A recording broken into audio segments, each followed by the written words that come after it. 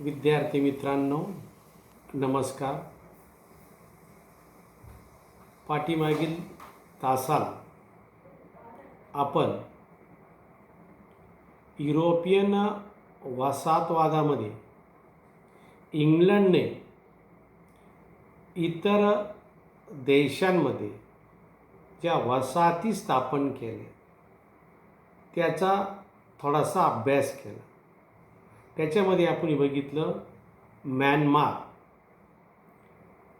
Myanmar याला पूर्वीचं नाव होतं ब्रह्मदेश.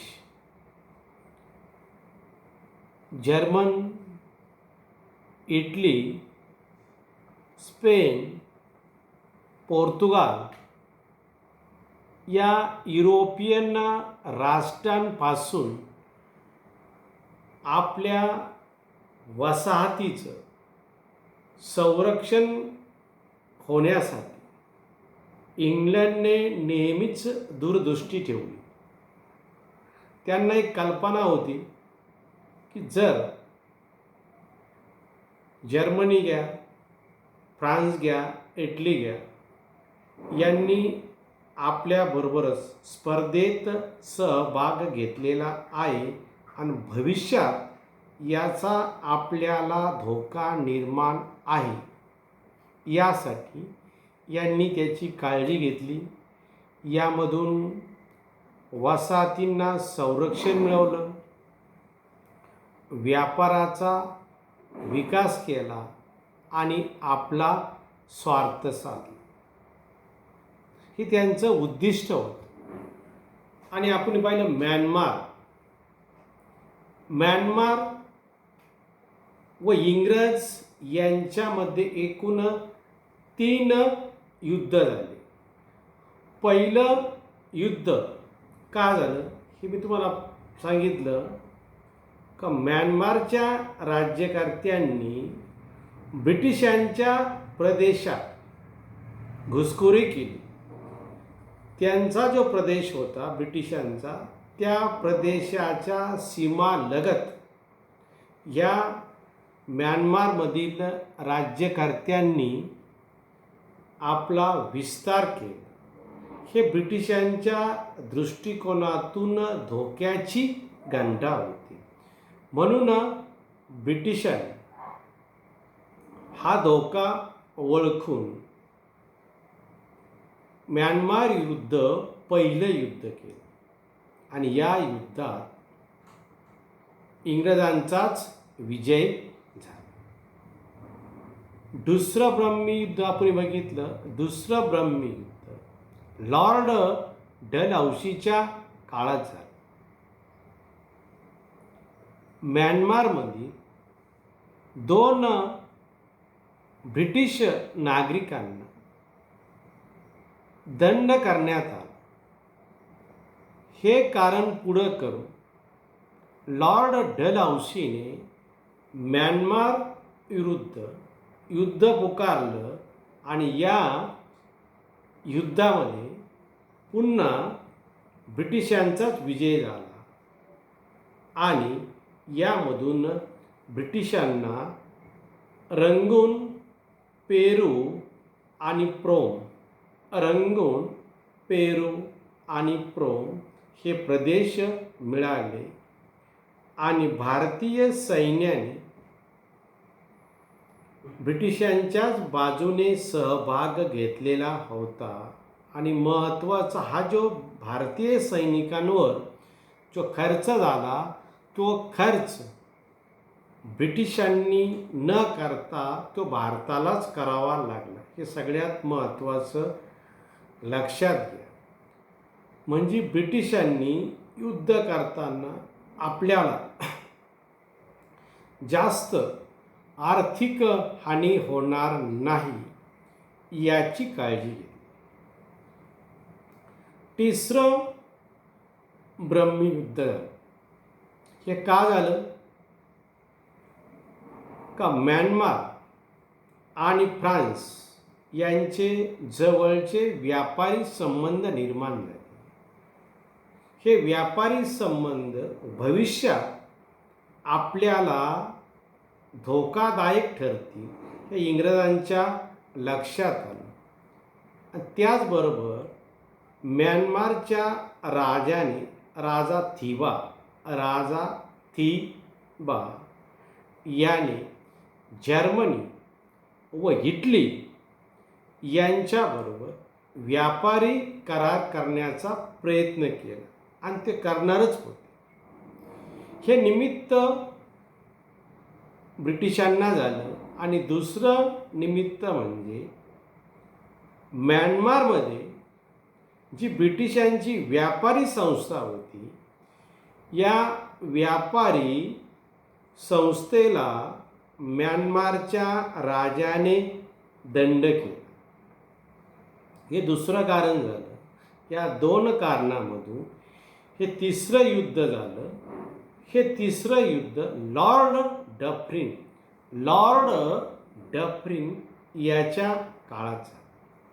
आणि याही युद्धात ब्रिटिशांचा पराभव झाला. आणि पुढील काळात उठाव होऊ नये म्हणून ब्रिटिश राज्यकर्त्यांनी म्यानमारचा राजा याला महाराष्ट्रातील रत्नागिरी येथे कैद करून तुरुंगात ठेवण्यात आले.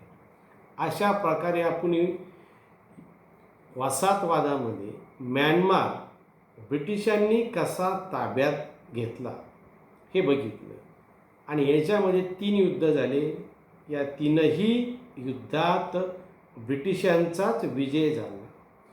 वेगवेगळं कारण करून ब्रिटिशांनी युद्ध केलं. कारण का त्यांना म्यानमार आपल्या वर्चस्वाखाली आणायचा होता.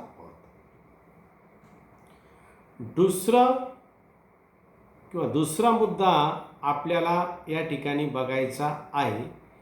इंग्लंडच्या साम्राज्यावर सूर्य मावळत नव्हता. इंग्लंडच्या साम्राज्यावर सूर्य मावळत नव्हता असे म्हटले जाते. आता सूर्य तुम्हाला थोडक्यात सांगतो, मावळणार नाही असं नाही. परंतु हे का म्हटलं जातं त्याचं कारण म्हणजे इतर युरोपियन राष्ट्रांच्या तुलनेत इंग्लंडचा जो साम्राज्य विस्तार होता हा मोठ्या प्रमाणात झालेला होता. म्हणून इंग्लंडच्या साम्राज्यावर सूर्य मावळत नव्हता असे म्हटले जाते. तुमचं मत स्पष्ट करा असा प्रश्न तुम्हाला विचारला जाऊ शकतो किंवा विचारलेला आहे. हे का? त्याचा पहिला मुद्दा मी सांगतो. भौगोलिक महत्त्व.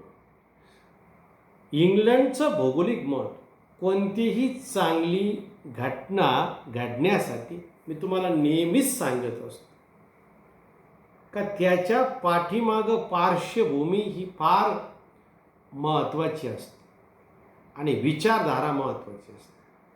तरच ती घटना, ते कार्य यशस्वी होऊ शकते. इंग्लंडमध्येच का औद्योगिक क्रांती झाली त्याचं कारण इंग्लंडचं भौगोलिक स्थान मध्यवर्ती ठिकाणी होतं. दुसरं, त्या ठिकाणचं असणारं हवामान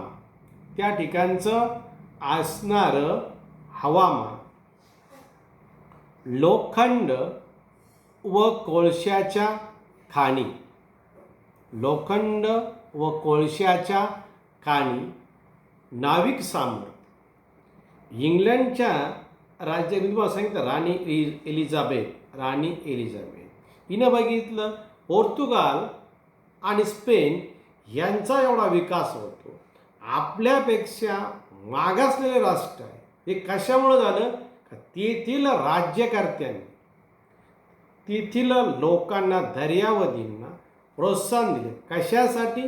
नवीन भूमीचा शोध घेण्यासाठी. हे राणी एलिझाबेथच्या लक्षात आलं. तिने सुद्धा पुढाकार घेतला आणि दर्यावधींना प्रोत्साहन दिलं आणि या ठिकाणी नेमकं तेच घडलं. इंग्लंडचं नाविक सामर्थ्य आणि उद्योगधंद्यासाठी लागणारं भांडवल, उद्योगधंद्यासाठी लागणारं भांडवल हे इंग्लंडमध्ये होतं. बऱ्याच वेळा आपण म्हणतो पैशाशिवाय काय होऊ शकत नाही. असं नाही. पैशाबरोबर माणसाचे विचार आणि माणूसही महत्त्वाचा आहे, परंतु तितकाच पैसाही आजच्या जगामध्ये महत्त्वाचा आहे. काही लोक जास्त पैशाला महत्त्व देतात, तर काही लोक विचाराला, माणुसकीला महत्त्व देतात. इंग्लंडमध्ये नेमकं काय होतं तर भांडवल होतं आणि कापड उद्योग इंग्लंडमध्ये भरभराटीला आलेला होता. त्याचा विकास झालेला होता कारण तंत्रज्ञानामध्ये बदल झाला. अशा वेगवेगळ्या कारणामधून इंग्लंडमध्ये सर्वप्रथम औद्योगिक क्रांती झाली. हे त्याचे मूळ कारण आहे आणि उत्पादन वाढलं आणि कच्च्या मालाची गरज इंग्लंडला भासू लागली आणि त्याचबरोबर आपला माल आपल्या देशात विकणं एवढं शक्य नव्हतं कारण उत्पादन जास्त पटीत वाढ आणि त्यासाठी लागणारा कच्चा माल आणि तयार झालेला पक्का माल विकण्यासाठी इंग्लंडला हक्काची बाजारपेठ याची फार महत्त्वाची गरज होती. या गरजेमधून इंग्लंडमधील व्यापारी भांडवल घेऊन इतर देशांमध्ये गेले. त्या ठिकाणी त्यांनी आपल्या बाजारपेठा निर्माण केल्या, हक्काच्या बाजारपेठा निर्माण केल्या. थोडक्यात व्यापारी केंद्र निर्माण केले आणि इंग्लंडचा वसाहतवाद इतर राष्ट्रांच्या तुलनेत इतर राष्ट्र म्हणजे कोण? France, Portugal, Spain, Germany, Italy यांच्या तुलनेत वसाहतवाद यांचा वाढला होता कारण यांच्याकडे असणारं भांडवल आणि पक्का माल यांना कच्च्या मालाची गरज होती. यामधून हे व्यापारी इतर देशांमध्ये गेले आणि त्या ठिकाणी त्यांनी आपल्या हक्काच्या बाजारपेठा निर्माण केल्या. सोप्या भाषेत व्यापारी केंद्र निर्माण केलं आणि त्या ठिकाणी जाऊन त्यांनी आपल्या वस्तू विकल्या. त्यामधून त्यांना आर्थिक नफा झाला आणि सगळ्यात महत्त्वाचं या वसाहतीमधून यांना मोठ्या प्रमाणात स्वस्त दरात कच्चा माल मिळाला, मजूर वर्ग मिळाला आणि यामधून यांचा जो नफा आहे तो दिवसेंदिवस वाढतच गेला. कोणाचा? इंग्लंडचा.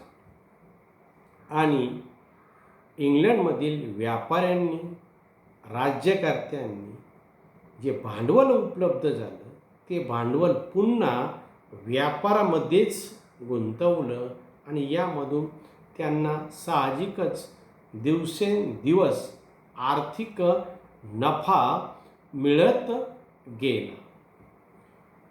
खंड आपल्या आरमाराच्या जोरावर इंग्लंड आफ्रिका, आशिया, अमेरिका, ऑस्ट्रेलिया, मी पुन्हा सांगतो, आशिया, आफ्रिका, अमेरिका, ऑस्ट्रेलिया या 4 खंडांमध्ये आपल्या वसाहती निर्माण केल्या, साम्राज्य विस्तार केला. म्हणून इंग्लंडच्या साम्राज्यावर सूर्य मावळत नव्हता असे म्हटले जाते. मी पुन्हा एकदा सांगतो, इंग्लंडचं भौगोलिक स्थान, औद्योगिक क्रांती, राज्यकर्त्यांचं प्रोत्साहन, नाविक सामर्थ्य, भांडवल, नैसर्गिक साधन संपत्ती, तंत्रज्ञानात झालेला बदल, व्यापाऱ्यांचा उत्साह, कोणत्याही व्यक्तीचा काम करत असताना उत्साह हा फार महत्त्वाचा असतो. कोणतंही काम असो, तर हे काम आपलं आहे, आपल्यालाच करायचं आहे, हे डोळ्यासमोर ठेवून कोणतंही काम केलं तरच त्या माणसामध्ये उत्साह काय होतो, निर्माण होतो. आता बऱ्याच मुलांकडे उदाहरण देतो, मोबाईल आहे, परंतु त्यांचे फोन येतात, मोबाईलच नाही. काही शिक्षकांचं जे बोलणं आहे ते आम्हाला समजतच नाही, म्हणजे हे निमित्त आहे, म्हणजे त्यांना थोडक्यात उत्साह नाही. आणि इतर वेळेस त्यांना मोबाईल पाहण्यासाठी फार मोठा उत्साह असतो, हे ध्यानात घ्या. तसा इंग्लंडमधील व्यापाऱ्यांमध्ये उत्साह होता, म्हणून इतर देशांमध्ये जाऊन त्यांनी आपल्या वसाहती स्थापन केल्या. मी सगळ्याच विद्यार्थ्यांना उद्देशून बोलत नाही, काही विद्यार्थ्यांना फार मोठा उत्साह आहे. ज्यावेळी आम्ही मोबाईलच्या माध्यमातून तुम्हाला शिकवतो, तर काही मुलं स्वतःहून पाहतात, परंतु काही मुलांना उत्साह नसल्यामुळं काहीतरी निमित्त द्यायचं आणि सांगून मोकळं व्हायचं. तसं निमित्त ब्रिटिश व्यापाऱ्यांनी दिलं नाही, ध्यानात घ्या. म्हणून इंग्लंडच्या सामर्थ्यावर सूर्य मावळत नव्हतं. तुमचं मत स्पष्ट करा. पुढचा मुद्दा घ्यायचा आहे नेपाळ.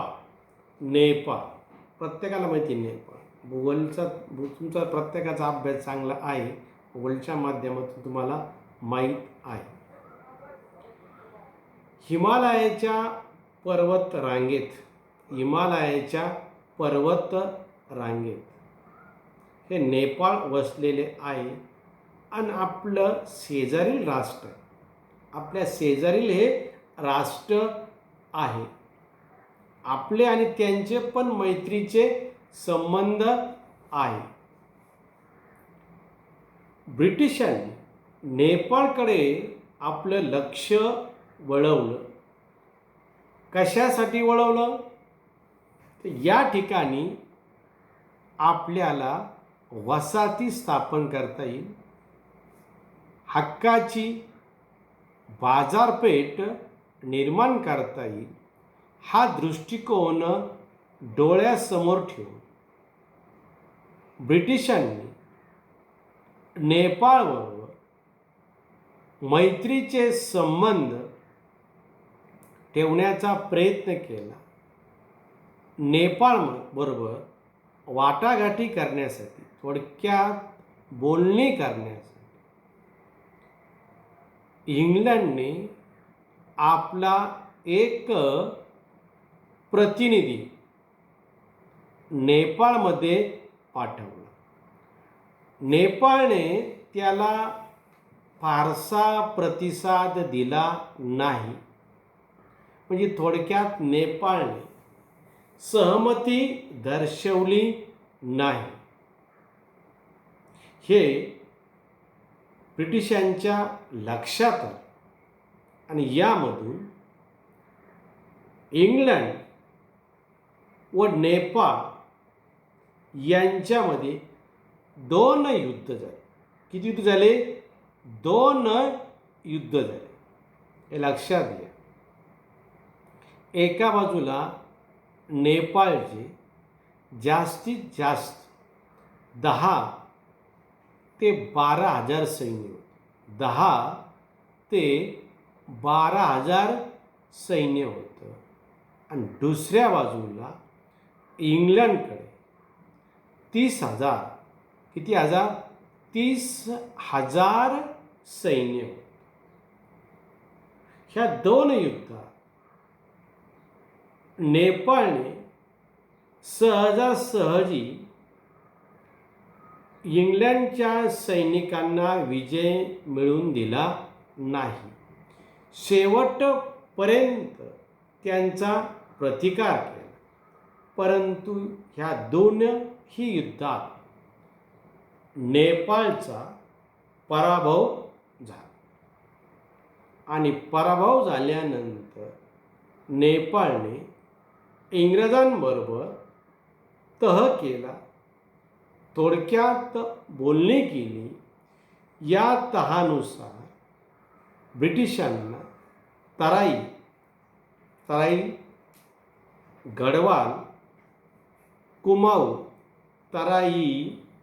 गढवाल, कुमाऊ, हा प्रदेश ब्रिटिशांना मिळाला. हा कोणाचा प्रदेश होता? नेपाळचा प्रदेश होता. परंतु हा युद्धानंतर ब्रिटिशांच्या ताब्यात गेला आणि नेपाळची राजधानी काठमांडू या ठिकाणी ब्रिटिशांनी आपला एक प्रतिनिधी, रेसिडेन्स म्हणजे स्थानिक अधिकारी, या ठिकाणचा कारभार पाहण्यासाठी त्या ठिकाणी नेमला आणि पुढील काळात इसवी सन 1923मध्ये इंग्रजांनी नेपाळला स्वातंत्र्य दिले. या ठिकाणी आपण दोन मुद्दे बघितले. पहिला मुद्दा बघितला, इंग्रजांच्या साम्राज्यावर किंवा इंग्लंडच्या साम्राज्यावर सूर्य मावळत नव्हता. आणि दुसरं, इंग्रज आणि नेपाळ यांचे संबंध कसे निर्माण झाले, कसं वैर निर्माण झालं, यामधून दोन युद्ध झाले.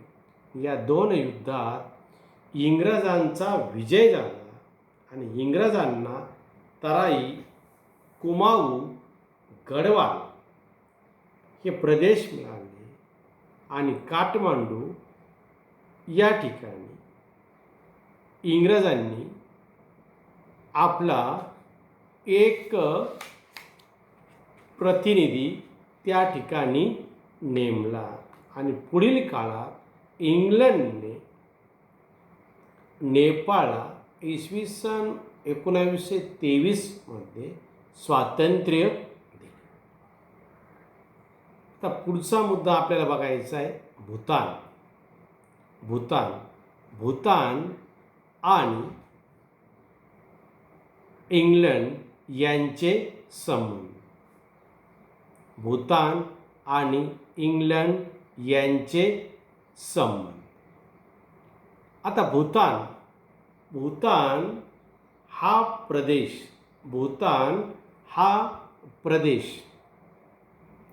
भारताच्या उत्तर सीमेलगत आहे. आणि हिमालयाच्या पर्वतरांगांमध्ये आहे. सुरुवातीच्या काळात भूतान आणि इंग्लंड यांचे मैत्रीचे संबंध होते. हे कोणाच्या काळात? वॉरन हेस्टिंग्ज या गव्हर्नरच्या काळात हे दोघांचे मैत्रीचे संबंध, जवळचे संबंध. याचा फायदा इंग्लंडला कसा झाला हे लक्षात घ्या. बंगाल ते तिबेट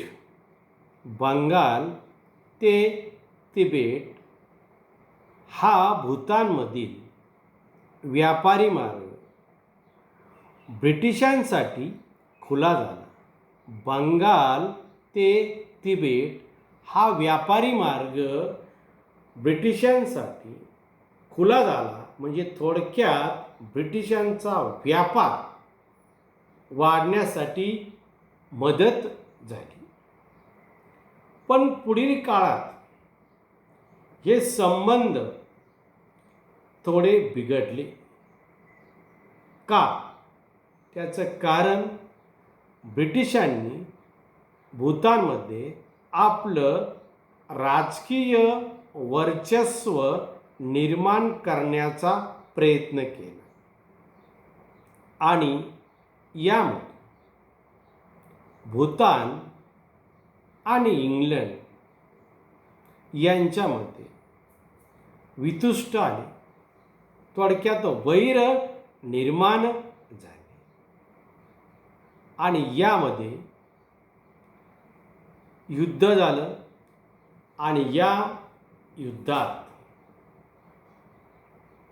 भूतानचा पराभव झाला. या युद्धात भूतानचा पराभव झाला. इंग्लंडचा विजय झाला. भूतानच्या राजाने माघार घेतली. भूतानच्या राजाने माघार घेतली आणि काही प्रदेश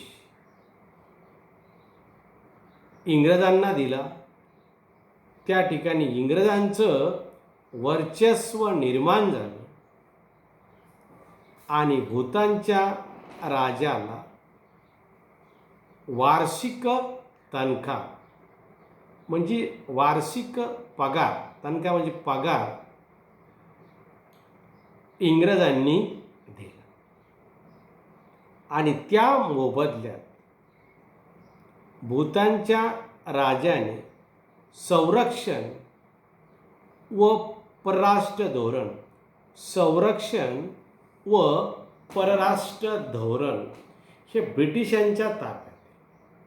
म्हणजे थोडक्यात यांनी म्हणजे भूतानच्या राज्यकर्त्यांनी इंग्लंडचं वर्चस्व मान्य केलं आणि संरक्षण आणि व्यापार आणि परराष्ट्र धोरण हे ब्रिटिशांच्या ताब्यात येत. तुमच्या लक्षात आलं असेल की या ठिकाणी भूतानवरही ब्रिटिशांनी आपलं वर्चस्व निर्माण केलं, परंतु त्यांनी एक शब्द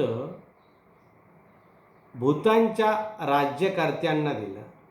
तुमच्या अंतर्गत राज्यकारभारामध्ये आम्ही हस्तक्षेप करणार नाही.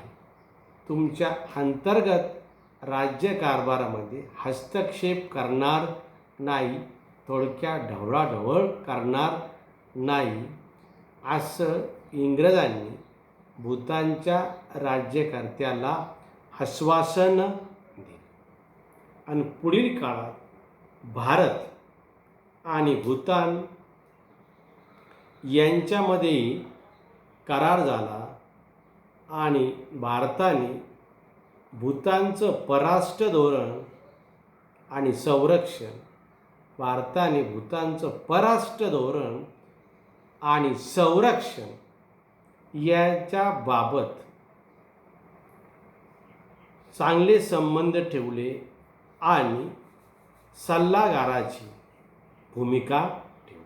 सल्लागार म्हणजे त्यांना परराष्ट्र धोरण आणि संरक्षण याविषयी सल्ला देण्याचं काम भारताने ठरवलं.